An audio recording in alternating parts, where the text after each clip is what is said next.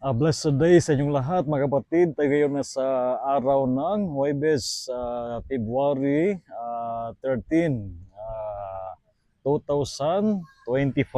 Nais kong batiin ang bawat sa inyo at naway ang lahat ay nasa mabuting kalagayan. Mga kapatid, ang ating ebanghelyo sa araw na ito ay mula sa ebanghelyo ni San Marcos. Mayroong isang ina, ito ay isang pagano, hindi kabilang sa bayan ng Diyos, hindi isang Hudyo.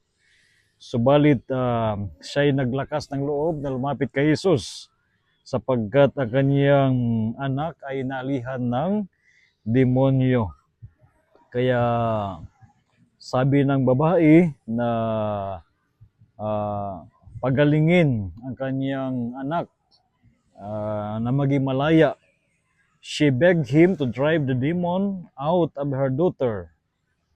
Subalit, si Jesus ay nagsabi, "Let the children be fed first, for it is not right to take the food of the children and throw it to the dogs." Ang tugon ng ina, "Lord, even the dogs under the table eat the children's scraps." Then he said to her, "For saying this, you may go. The demon has gone out of your daughter." Mga kapatid, itong ina ay isang huwaran para sa bawat sa atin sa kanyang katatagan ng pananampalataya. Kaya kahit pa man ganon ang turing sa kanya ng mga Hudyo, subalit ang kanyang pananampalataya ay nanatiling matatag.